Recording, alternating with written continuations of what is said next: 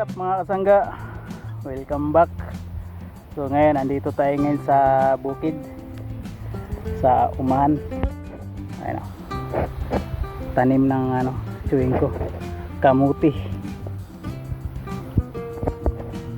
Tapos dito banda ay mais.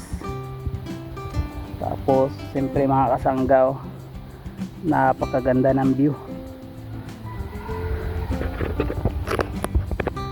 Ganda ng view rito. Sariwa yung hangin. Wow.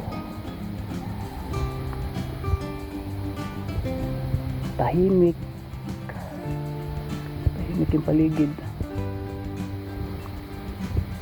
So ito yung umahan ng chewing ko. Kamuti, mais, tsaka sibuyas. Ayan o. Ito may mga sili din halo. Alam ko may sila dito, may silihan pa na marami. Hindi ko lang alam kung saan banda. Pero ito, yan kamuti. Tapos yan, ito yung kanyang mga sibuyas. Alright.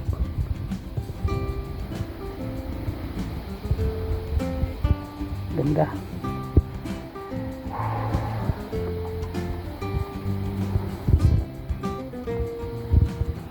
So ang ko pala dito mga kasangga ay naghahakot ako ng mga kahoy, yung mga kahoy na pwedeng panggatong pangbenta. Kumbaga tawag dito ay magraha ng kahoy.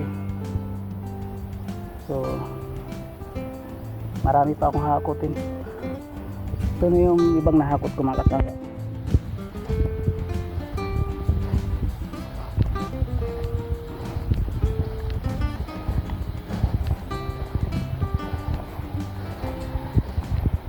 Actually mga na to mga pinutol na to dati pa nung nagumpisa pa lang sila mag-uma. Ayun, iipunin ko lang dyan, tsaka ko hakutin dun sa bahay, tsaka putol-putulin. Alright mga kasangga, thanks for watching. Sa susunod ulit, bye bye.